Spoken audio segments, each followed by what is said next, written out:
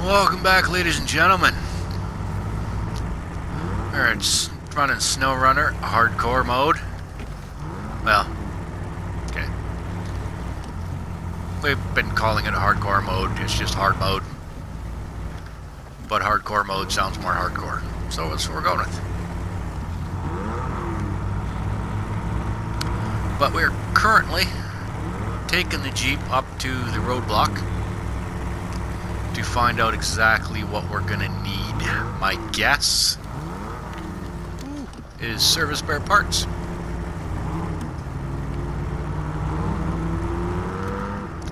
Maybe some steel beams.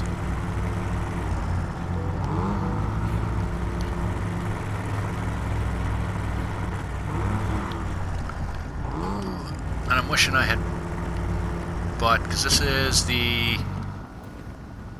Yeah, this is the older Jeep. Kinda wishing I'd bought the other one.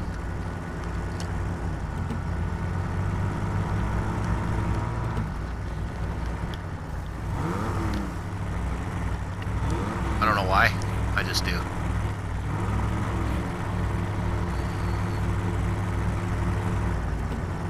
Although I think the other one came with off-road tires, which would have been nice.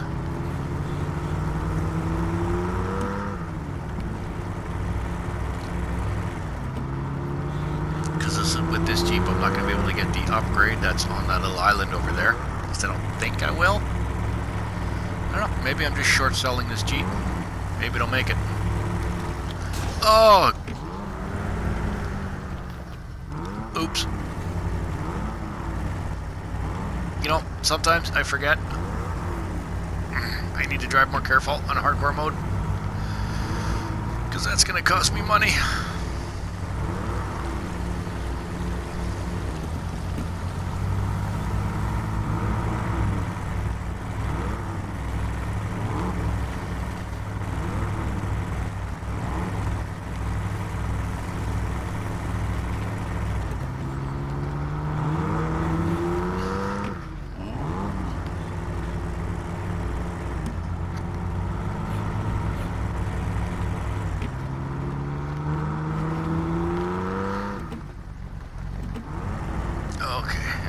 Up there.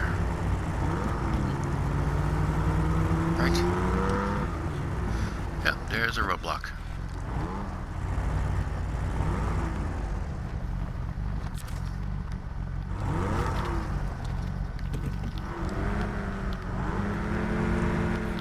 Oh, stuck on the shoulder. Perfect. Oh yeah. Oh, I don't need it. I could have just gone to here because I've already opened it. Right? Yep, roadblock. There it is, right at the bottom. Service spare parts.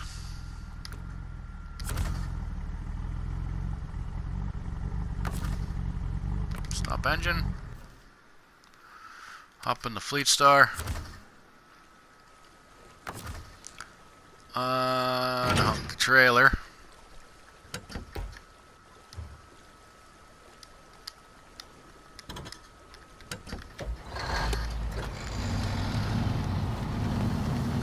And we're going to head to the warehouse, because I know there's service spare parts there.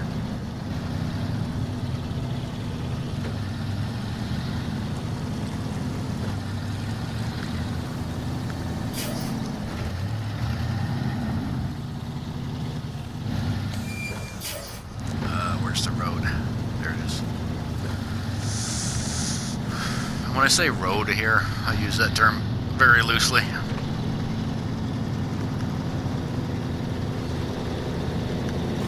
Even the paved highways aren't really roads.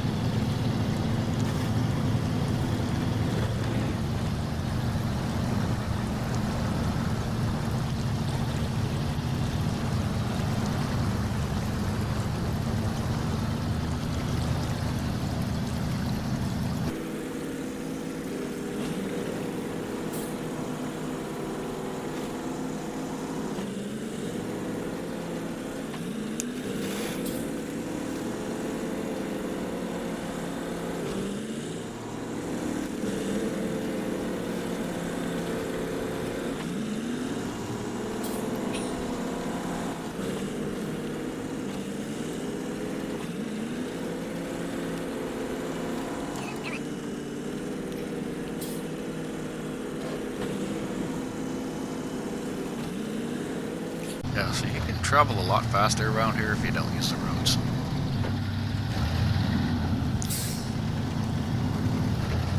Kind of like driving around Winnipeg.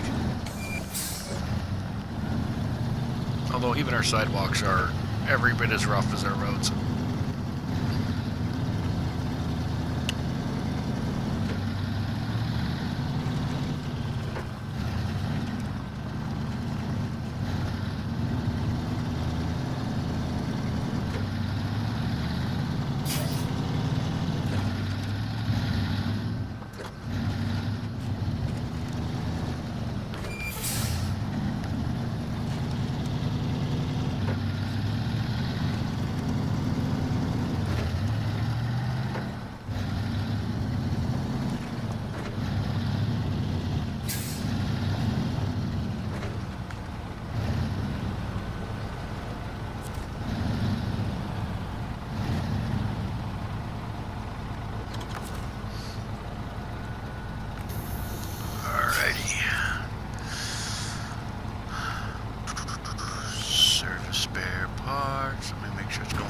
Platform.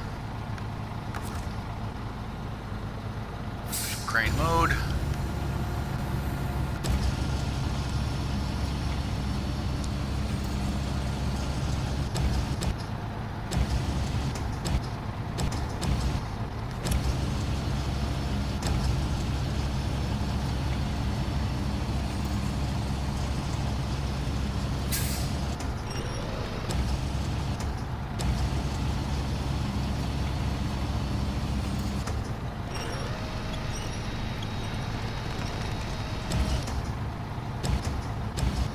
This thing's got a really weak cable.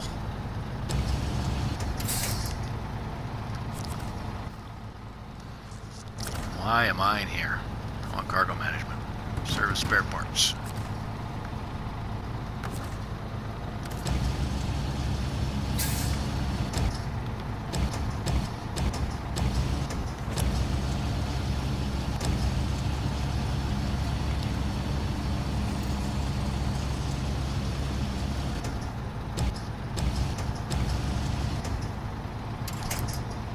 Done. Restore crane, pack cargo, and let's go. Let's unblock the road.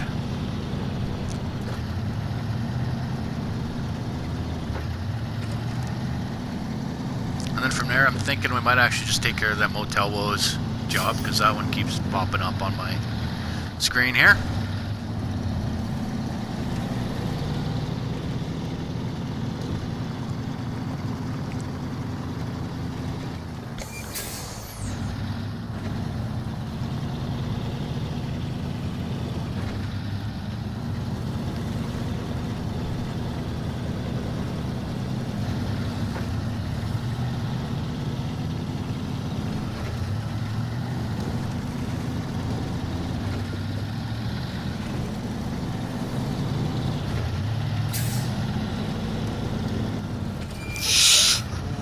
Take it easy.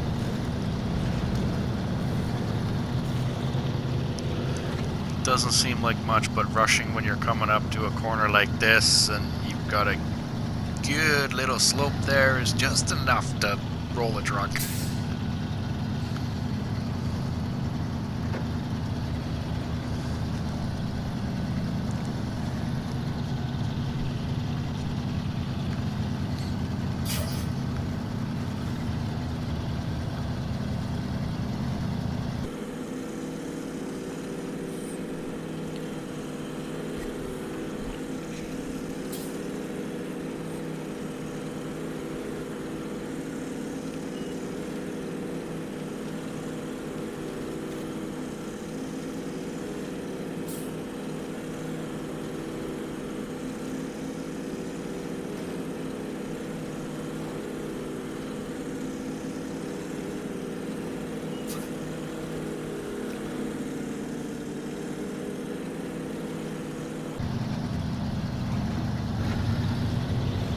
Let's take it out of low and see if we can get through here a little quicker.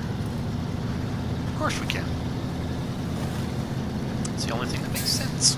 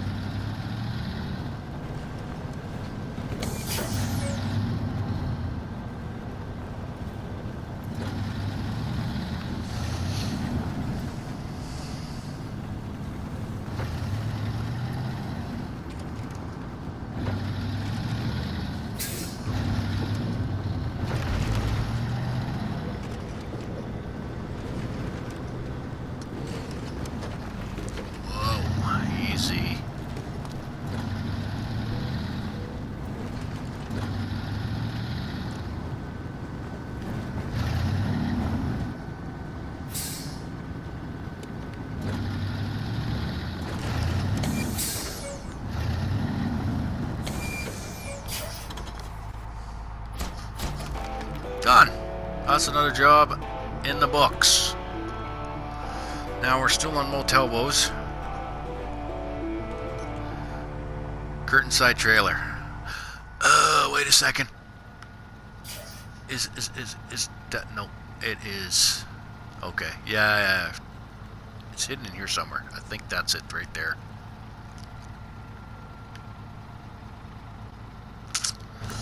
Oh, and I still got the wooden bridge to do.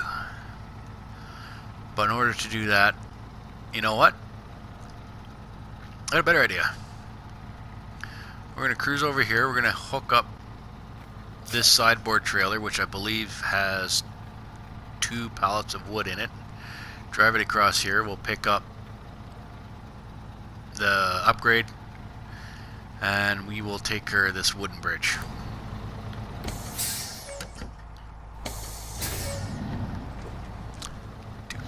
Okay, where am I going to back into here?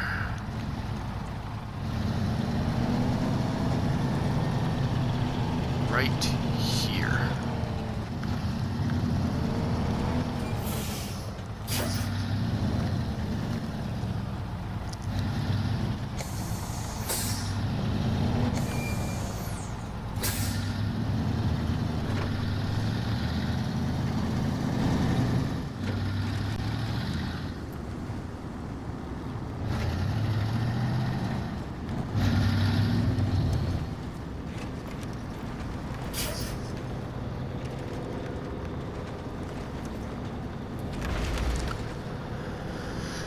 Okay, well, I've got a lot of roadway done here now, where we're not going to need the off-road. We're not going to need to put it in all-wheel drive. Although there are sections of this road that we still need all-wheel drive, but we'll make do.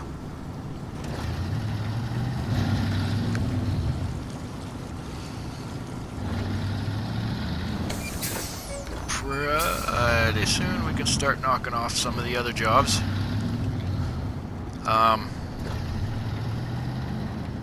Some of the jobs that do worry me are the lumber jobs, because that's going to cost me a lot of money just to get the trailers to do those jobs.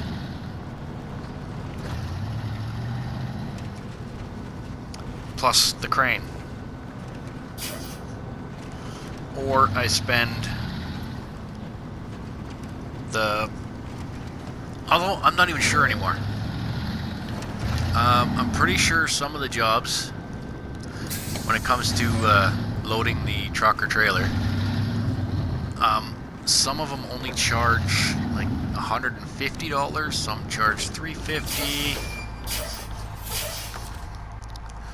So, I'm not sure how much it's going to cost. I got a feeling it's going to be on...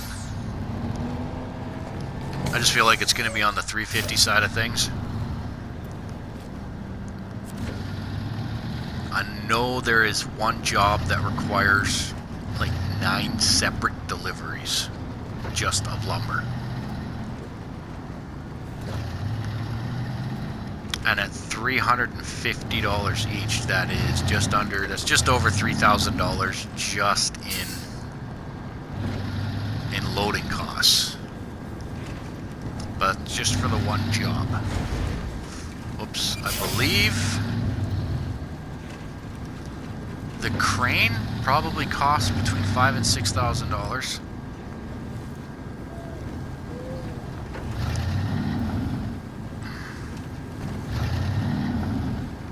Which will be handy for other jobs. But then, of course, we've also got another trailer. We've got to buy the medium log trailer, which is another $5,000 or $6,000. And then we have to buy the trailer for the long logs as well as the attachment. Oh no! As well as the attachment to put on the truck for the long logs. Now we're assuming I'll have money by the time we get to that point to even do the jobs. if I don't write off all my vehicles beforehand.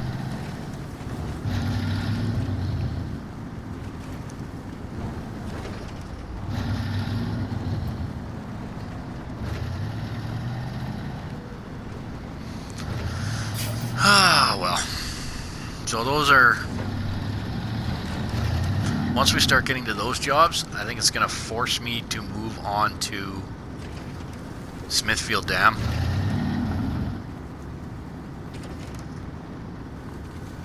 As well as like Drummond Island and Island Lake. Well, Island Lake is a lot of lumber jobs, I think, if I remember correctly. I could be mistaken though.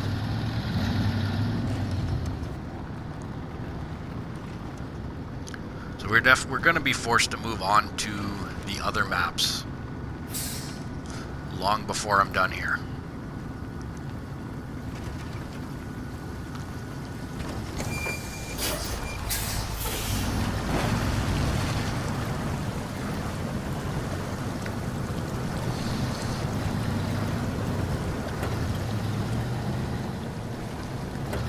Oh, I missed my turnoff. Whoops.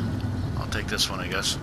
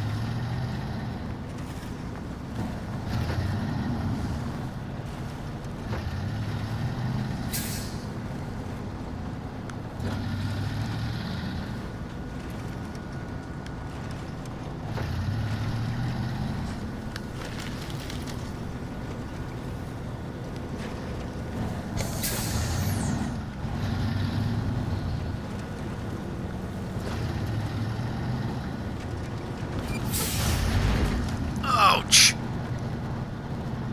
Oh yeah, I came down that hill a little too quick. Ugh.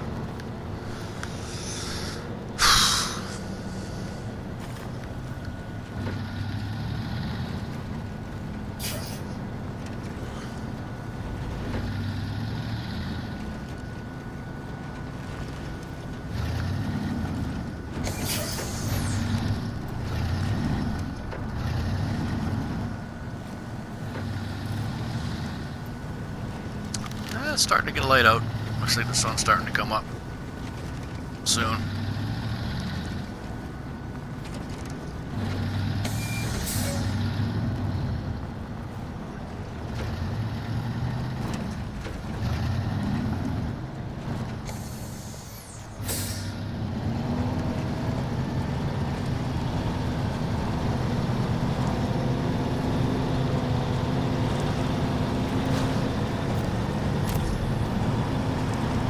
Come on. You can do it. You can do it. You can do it. You can do it. Yeah, there you go.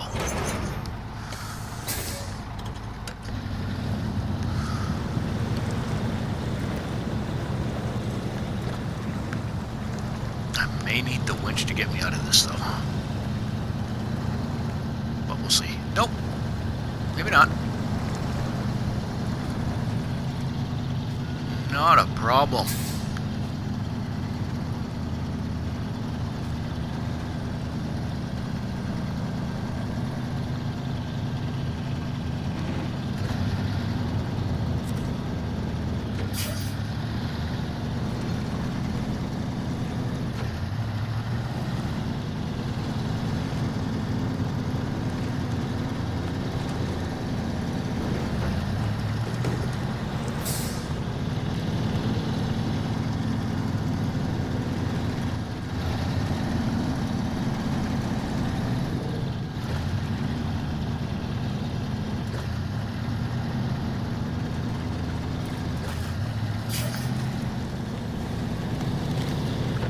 Alright, let's get this back in a low.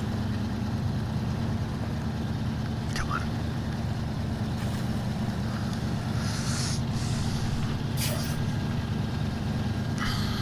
This struggle does seem to struggle. Wow. This truck does seem to struggle the most with a loaded trailer and an empty back on it.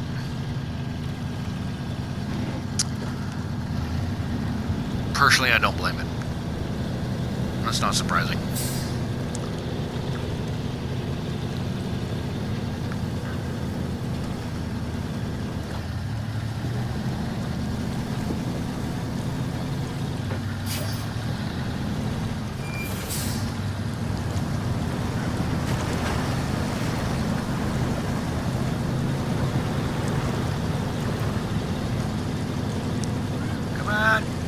There it is. There's the upgrade.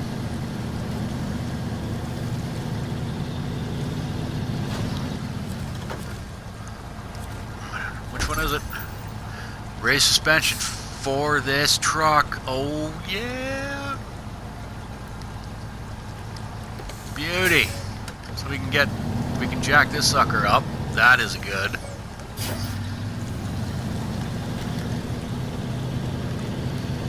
That's a huge thing for this truck, is to be able to lift it.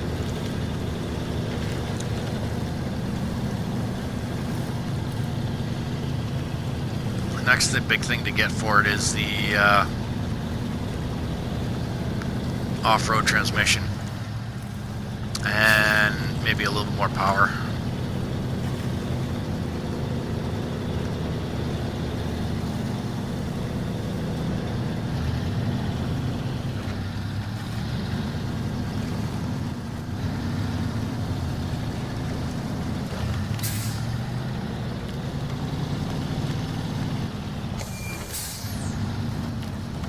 I'll try to avoid your barbecue. Accept it. Start tracking.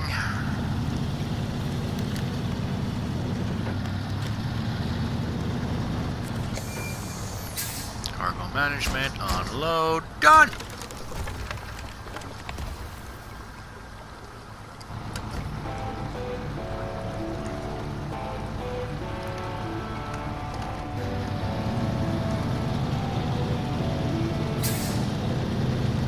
Okay, now every bridge and every roadway is clear.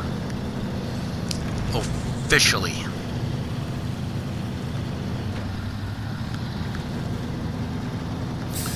Now, I think the next job that we are going to tackle on this particular episode, we're going to tackle Motel Woes. I hope.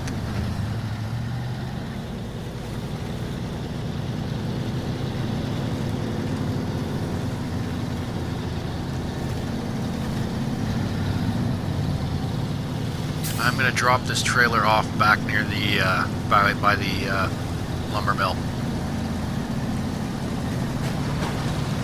Or am I? No, I'm not. I'm going to drop it off near town.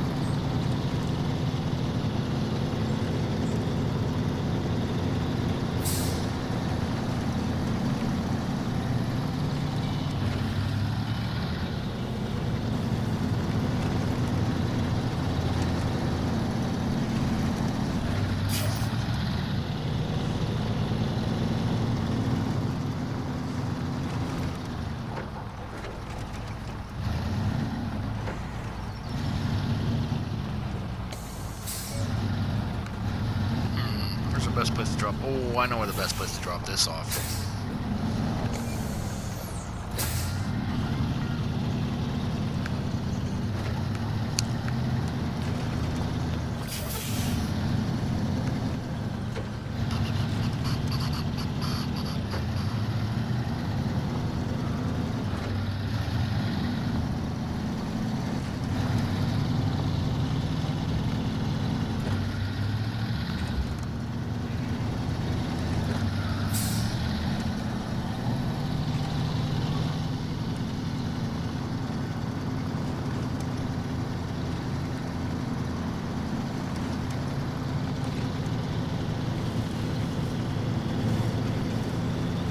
Yep, right in here. We're gonna drop this off right here.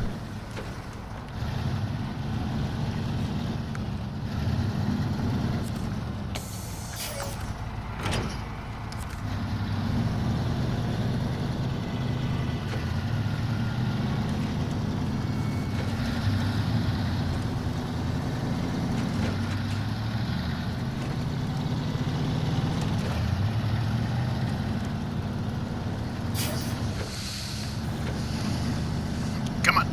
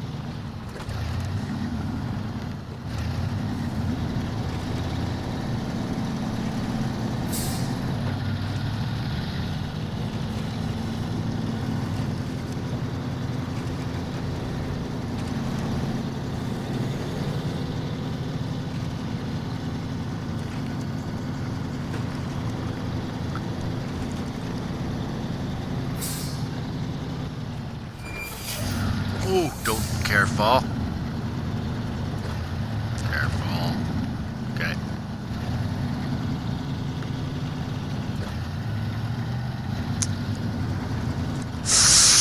Oh, come on. Seriously? Honestly, come on. Look at it. Look at this. How is that cause damage to the engine? Bumper damage. Yes.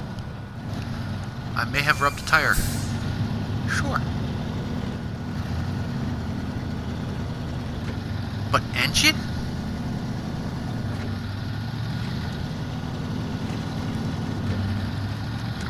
I would put that under, yeah, I'd put that under tire damage, not engine damage.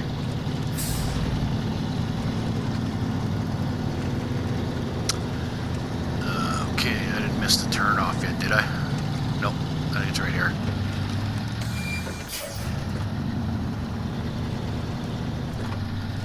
Okay, we're gonna need to stick this in off-road now. And perhaps low with the diff lock on as well.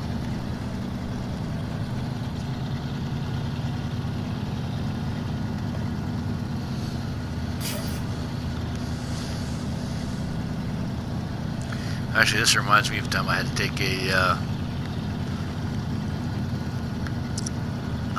road. They had there's a set of train tracks that cross a highway. They had these tracks blocked off because they were doing a bunch of work on them. Which, whatever, that's fine.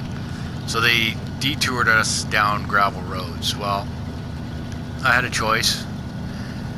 You have to go south either 2 miles to the next gravel road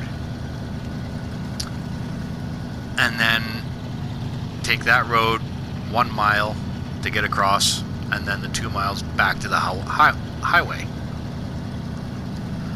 Or you take 1 mile, take the mud road, and loosely call this a mud road, for 1 mile, and then back up to the highway for 1 mile. Now, where we live, we're in kind of the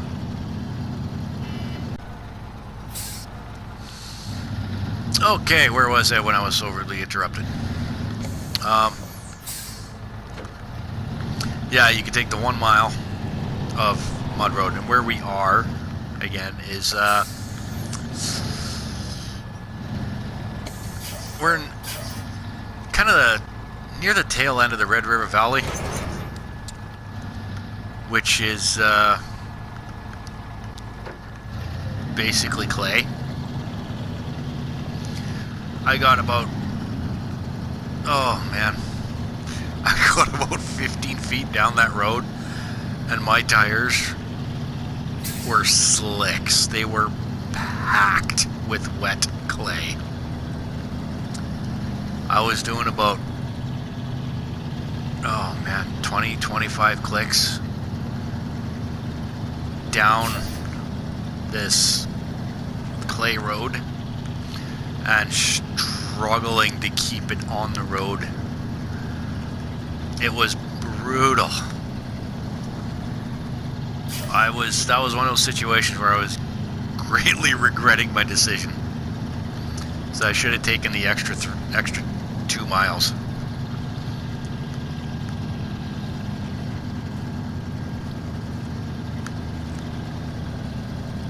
But I made it, and I had to tell you, if you were driving behind me, that would be a decision you'd be regretting, because as soon as I hit that next gravel road, oh god, it was painful listening to the rocks just flying off and smashing into my truck. Oh, it was brutal.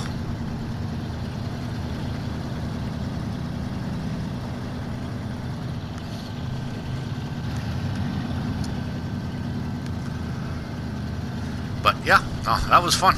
Good times.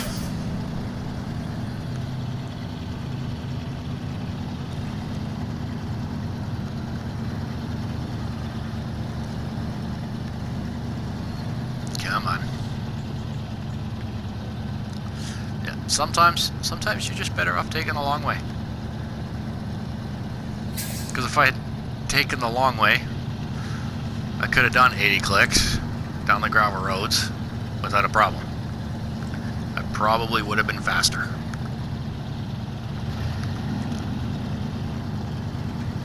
And some of you are getting really confused when I keep switching back and forth between kilometers and miles.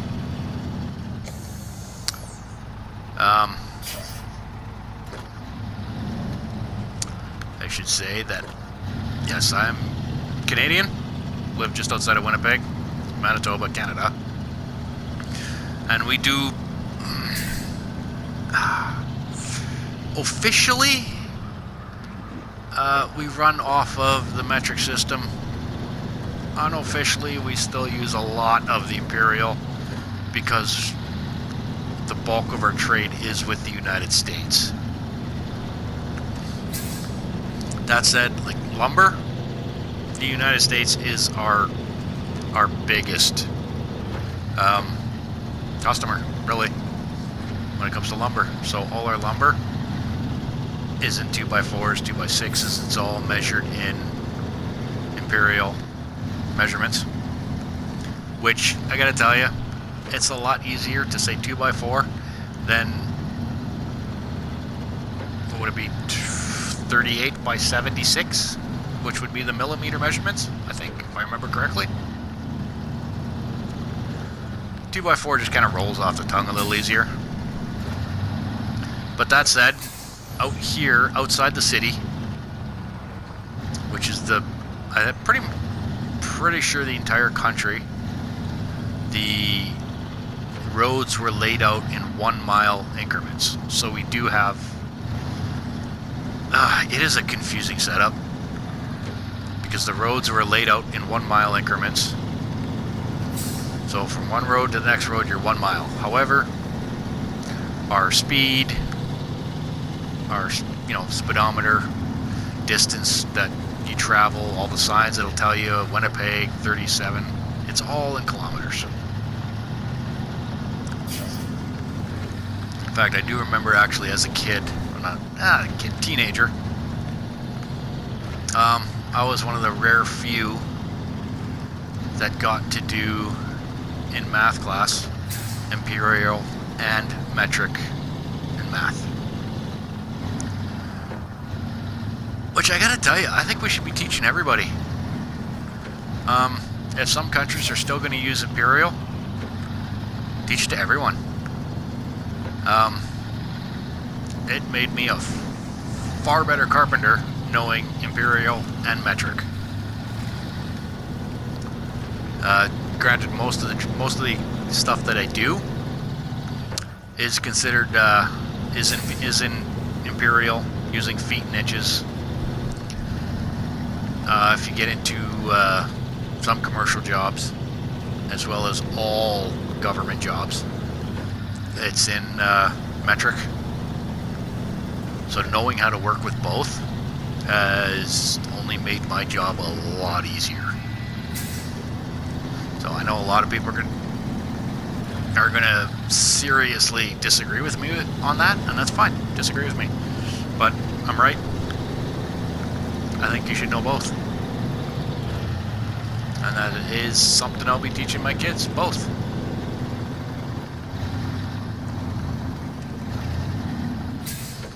I mean, when you take into consideration that, yes, we use metric, but I don't measure myself in my height in centimeters. I measure it in feet and inches. So it is, when you really sit back and think about it, like Canada, it is weird, actually. So at least when you go down to the States, it's always this imperial, it's always feet and inches, it's the same thing. You go into other countries, it's only in metric.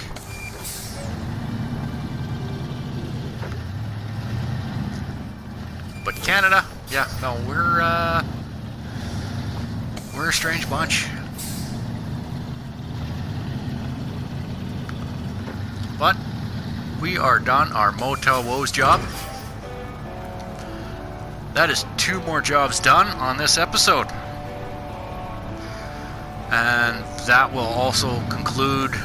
Oh, Place Beyond the Spruces. That's going to be a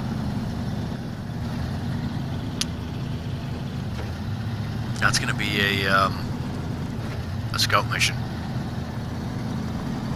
But that'll be fun. But, anyways, that's going to end my rant for now. My Imperial Metric rant. As well as this episode. Oh, so see you next time. Remember, game on, have fun, and we'll see you later.